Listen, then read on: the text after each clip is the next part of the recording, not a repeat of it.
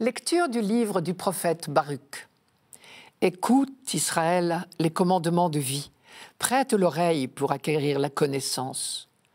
Pourquoi donc, Israël, pourquoi es-tu exilé chez tes ennemis, vieillissant sur une terre étrangère, souillé par le contact des cadavres, inscrit parmi les habitants du séjour des morts? Parce que tu as abandonné la source de la sagesse. Si tu avais suivi les chemins de Dieu, tu vivrais dans la paix pour toujours. Apprends où se trouve et la connaissance et la force et l'intelligence, pour savoir en même temps où se trouvent de longues années de vie, la lumière des yeux et la paix. Mais qui donc a découvert la demeure de la sagesse? Qui a pénétré jusqu'à ses trésors? Celui qui sait tout en connaît le chemin. Il l'a découvert par son intelligence. Il a pour toujours aménagé la terre et la peuplée de troupeaux. Il lance la lumière et elle prend sa course. Il la rappelle et elle obéit en tremblant. Les étoiles brillent joyeuses à leur poste de veille. Il les appelle et elles répondent « Nous voici ». Elles brillent avec joie pour celui qui les a faites. C'est lui qui est notre Dieu. Aucun autre ne lui est comparable. Il a découvert les chemins du savoir et il les a confiés à Jacob, son serviteur, à Israël, son bien-aimé.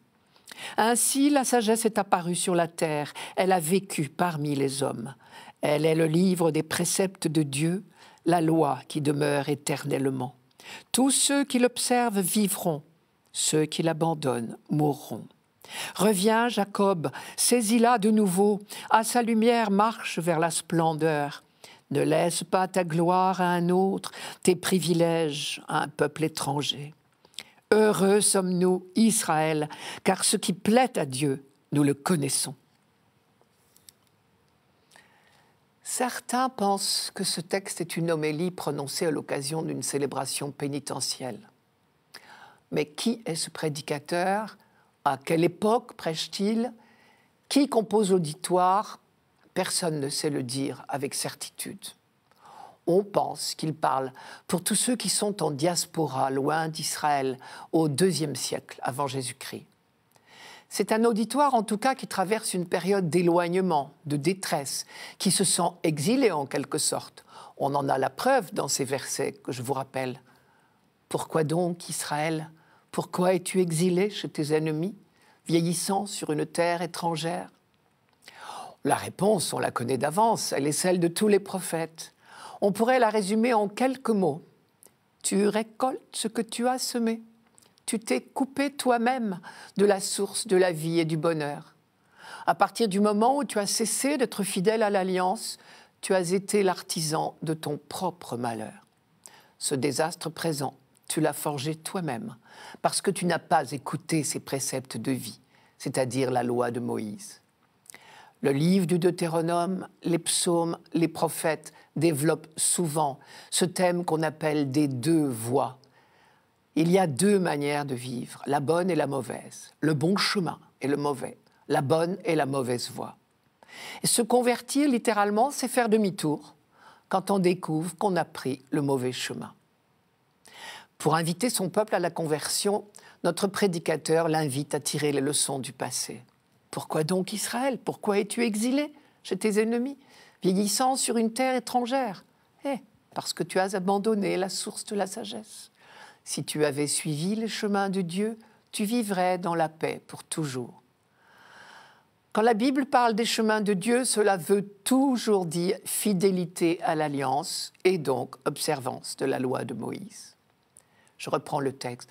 La sagesse est apparue sur la terre, elle a vécu parmi les hommes. Elle est le livre des préceptes de Dieu, la loi qui demeure éternellement. Tous ceux qui l'observent vivront, ceux qui l'abandonnent mourront.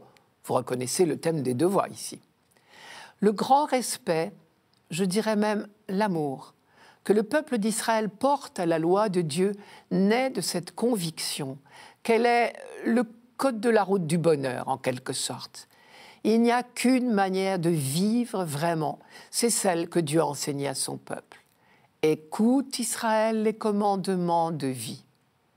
Écoute Israël, vous avez reconnu, Ce sont les 2 premiers mots de notre texte d'aujourd'hui. Ce sont également les mots de la profession de foi juive. À eux seuls, ils remettent en mémoire toute la méditation du livre du Deutéronome. Écoute, Israël, les commandements de vie. Prête l'oreille pour acquérir la connaissance. Sous-entendu, cela et cela seulement te sauvera du désastre présent et t'ouvrira une ère nouvelle de bonheur et de paix. La conviction des prophètes, de Baruch et de tous les autres, est double. D'une part, Dieu seul connaît le secret du bonheur de l'homme, sa créature, ce qui est normal après tout, puisqu'il nous a créés.